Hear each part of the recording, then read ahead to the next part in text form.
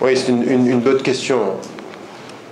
Essayez de ne pas simplifier ce que je voulais dire par rapport à l'environnement. Il y a l'environnement naturel. Et moi, je suis vraiment de ceux qui pensent que dans nos vies et par rapport à nos enfants, dans la mesure du possible là où nous nous trouvons, et si c'est même possible de voyager, il faut le faire, je pense qu'il faut faire de ce rapport à la nature, de ce rapport aux animaux, aussi quelque chose de particulièrement ancré dans la culture familiale. Oui, c'est-à-dire que je pense que ça, c'est aussi quelque chose qui est nécessaire. J'ai dans le voyage, si vous avez la chance de pouvoir voyager, si vous avez la chance de pouvoir vous voyager ou votre famille, il faut le faire. Et moi, parmi les éléments qui ont fait de moi un éducateur par rapport à mes enfants, ça a été ça, c'est-à-dire de les faire voyager autant que possible, pour voir d'autres. Parce que le voyage, c'est un cours, c'est une leçon, le voyage. Le voyage, c'est un enseignement en tant que tel. Ensuite, ça veut dire aussi que même si on ne peut pas voyager, même si on ne peut pas aller dans des situations où on a la nature, on a mille et une façons de pouvoir faire en sorte que la nature parle à soi-même et aux enfants. Ça peut être par la lecture, ça peut être par, je veux dire, utiliser Internet pour autre chose que Facebook, Twitter et YouTube. Non, mais c'est important, c'est-à-dire qu'on a plein de moyens, les livres sont... je veux dire, les émissions qui se regardent le moins par rapport à la télévision, par exemple, sont toutes ces histoires, toutes ces émissions qui sont liées à la nature, mais ça aussi, il faut s'ouvrir à ça. Il faut s'ouvrir à ça.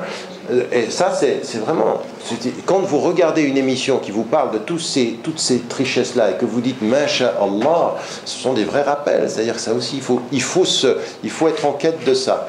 Ensuite, c'est aussi, très clairement, une façon de se déterminer par rapport à la société de consommation.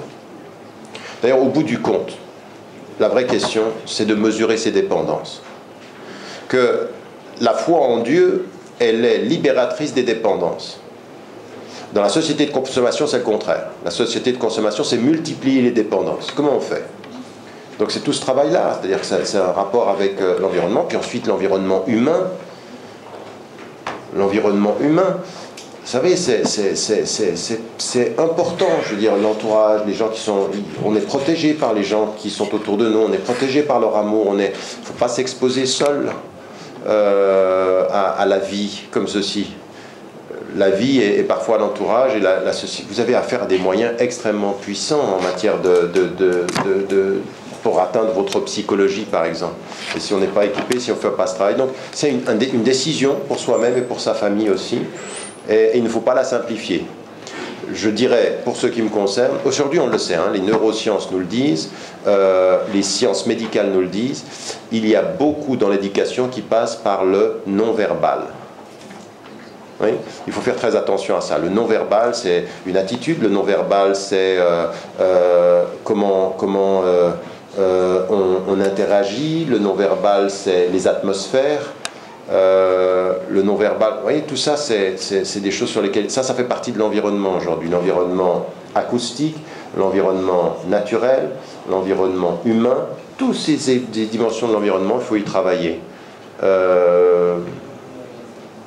Et même, je veux dire, moi je pense qu'on a un vrai travail à faire aussi sur les questions des mosquées, sur la question de la propreté, sur la question des espaces d'ablution. Vous savez, tout ça, il faut qu'on travaille à faire en sorte qu'il y a des améliorations là-dedans. On ne peut pas faire n'importe quoi. Vous savez, il y a une espèce de... Vous savez, le premier livre dans les livres de fiqh qui sont liés à tous les 5 piliers, c'est At-Tahara. La purification. Et il faut vraiment penser à ça. On ne doit pas faire n'importe quoi. Donc moi, je ne minimise pas ces choses-là.